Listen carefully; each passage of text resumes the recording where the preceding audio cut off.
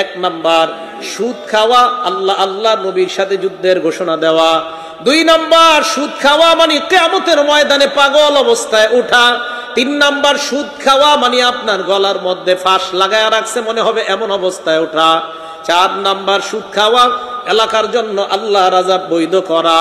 5 number সুদ খাওয়া মানে এলাকার মধ্যে খাদ্যের অভাব দেখা দেওয়া, ফসলে বরকত না হওয়া। 6 নাম্বার সুদ খাওয়া পেটটা বিশাল বড় বাড়ির মতো হওয়া, পেটের মধ্যে সাপ দেখা যাওয়া। 7 নাম্বার সুদ খাওয়া আপন মায়ের সাথে ব্যভিচার করা। 8 নাম্বার সুদ খাওয়া মানে আপনার দুনিয়া আখিরাত ধ্বংস করা।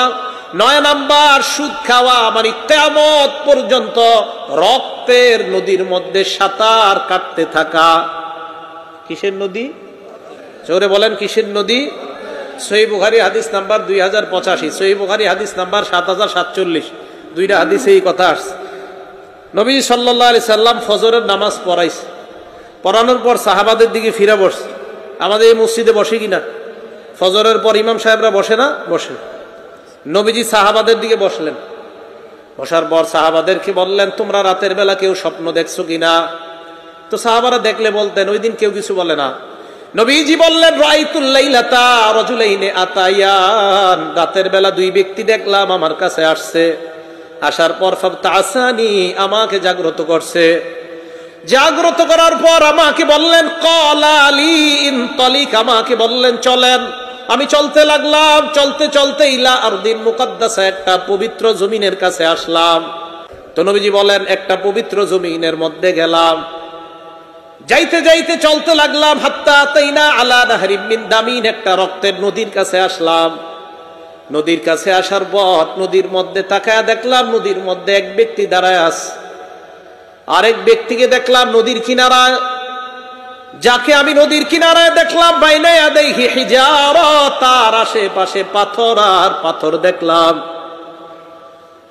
হঠাৎ আমি নদীর মাঝখানের লোকটার দিকে তাকায় দেখলাম, ওই লোকটা সাঁতার কেটে নদীর কিনারার দিকে রওনা হয়। যেই মাত্র নদীর কিনারায় যায়, কিনারায় যাওয়ার পর পারে দাঁড়িয়ে থাকা যে লোকটা, ওই লোকটা একটা পাথর নিয়ে তার মুখ বরাবর মারে। ফালকামাহু হাজারা, এই জায়গায় আইসা পাথরটা লাগে। লাগার পর রদ্দাহু হাইসু কানা, পাথর লাগার পর সাঁতারকারী লোকটা আবার আগের জায়গায় চলে যায়, আবার সাঁতার কাটে, আবার পাথর মারে, আবার যায়।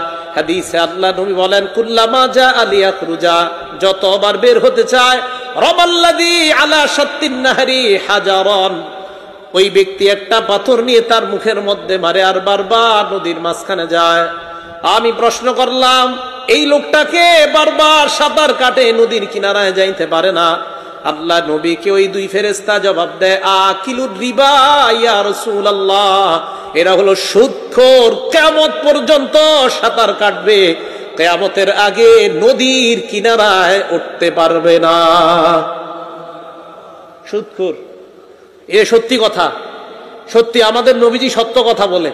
আমি আরিফ বিন হাবিব, আমি মিথ্যা কথা বলতে পারি, আমাদের নবীজি মিথ্যা কথা বলেন, আমাদের নবীজি সত্য কথা বলে। আমাদের নবীজি বলছেন যে এইভাবে সুদখোর কিয়ামত পর্যন্ত নদীতে সাঁতার কাটবে। আল্লাহ আমাদেরকে হেফাজত করেন, এই গ্রামের সকলকে আল্লাহ সুদ থেকে হেফাজত করেন, আমাদের পুরো বাংলাদেশ সারা পৃথিবীর মুসলমানদেরকে সুদ থেকে হেফাজত করেন।